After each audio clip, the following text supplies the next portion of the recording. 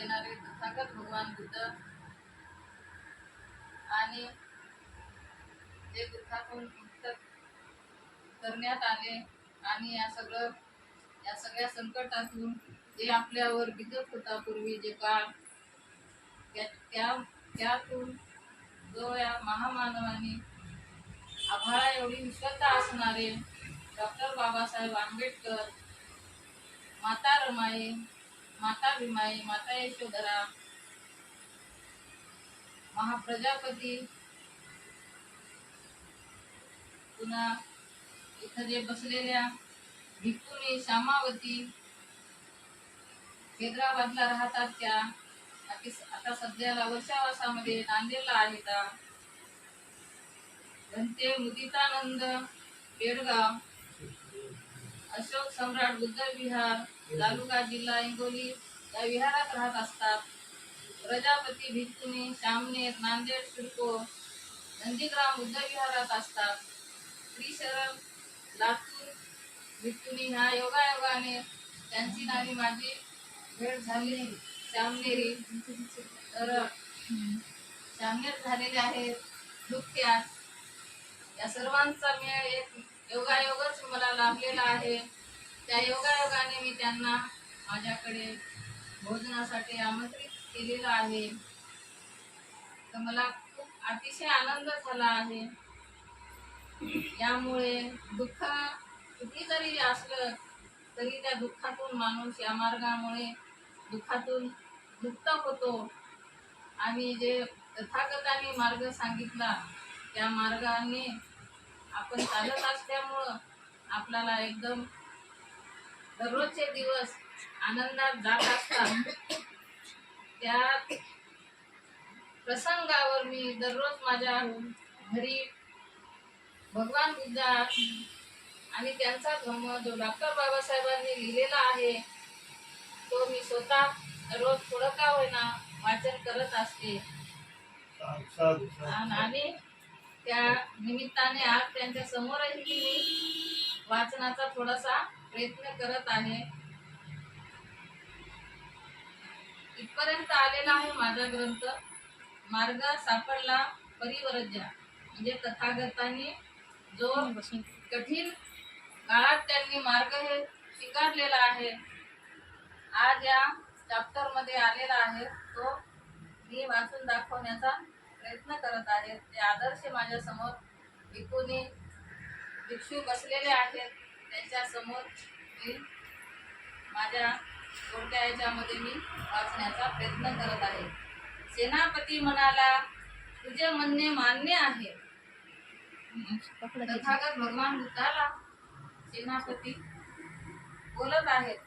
सेनापती म्हणाला, तुझे म्हणणे मान्य आहे. मान्य करणे कठीण आहे, कारण जरी तो देहांताची किंवा केस त्यागाची शिक्षा भोगण्यास निश्चयाने तयार झालास तरी ही गोष्ट कौशल्याची पती समजणारच आणि तो असाच निष्कपट काढी ही शिक्षा संघानेच दिली आहे आणि त्यामुळे तो संघाला त्या विचारी. सिद्धार्थ गौतम म्हणाला, ही जर अडचण असेल तर मी एक मार्ग सुचवितो. मी परिवारजक होतो आणि हा देश सोडून जातो. तो एक प्रकारचा देश त्यागच होय. सेनापतीला वाटले की हा एक चांगला मार्ग आहे. तथापि सिद्धार्थाला हा मार्ग कृतीत उतरविण्या येईल किंवा काय याबद्दल त्याला अद्यापही शंका होती. म्हणून सेनापती सिद्धार्थाला विचारले, तुझ्या आईवडिलांची आणि पत्नीची संमती घेतल्या वाचून तुला परिवारजक कसे होता येईल? आपण त्यांची संमती मिळवण्याचा आटोकाट प्रयत्न करू, असे सिद्धार्थाने त्याला अभिवचन दिले. आणि तो म्हणाला, त्याची संमती मिळो वा न मिळो, हा देश त्वरित सोडून जाण्याचे मी तुम्हाला वचन देतो. सिद्धार्थाने सुचविलेला मार्ग हाच या बिकट समस्येतून सुटण्याचा उत्तम मार्ग आहे असं संघाला वाटले आणि त्याने तो मान्य केला. सभेचे कार्य संपल्यानंतर संघ सभा विसर्जित होण्यापूर्वीच एक तरुण शाक्य आपल्या जागेवर उठून उभा राहिला. उभा राहिला आणि म्हणाला, कृपा करून माझं म्हणणं ऐका, मला काही महत्वाची गोष्ट सांगायची आहे. बोलण्याची परवानगी मिळाल्यावर तो म्हणाला, सिद्धार्थ गौतम आपले वचन पाळील आणि त्वरित देश त्याग करील याबद्दल मला शंका नाही. तथापि एकच प्रश्न आहे की ज्याच्यामुळे माझे समाधान होत नाही. आता ज्या अर्थी सिद्धार्थ येथून लवकरच दृष्टी आड होणार आहे, त्या अर्थी कोलिया विरुद्ध युद्धाची घोषणा ताबडतोब करण्याचा संघाचा विचार आहे काय?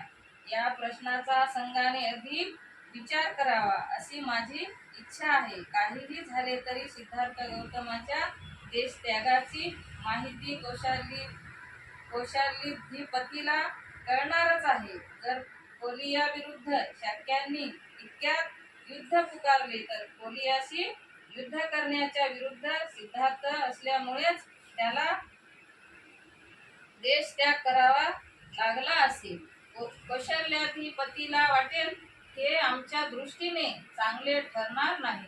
म्हणून मी पुन्हा सुचवितो की सिद्धार्थ गौतमाचा देश त्याग व कोलियाशी प्रत्यक्ष युद्धाचा प्रारंभ यांच्यात काही काळ जाऊ द्यावा, म्हणजे कौशल्याधिपतीला या दोन घटनांमध्ये संबंध जोडण्यास वाव मिळणार नाही. संघाला पटले की ही फारच महत्वाची सूचना आहे आणि तात्कालिक निर्णयाच्या दृष्टीने ही सूचना स्वीकारण्याचे संघाचे मान्य केले. अशा प्रकारे शाक्य संघाचीही दुःखपर्व शासी सभा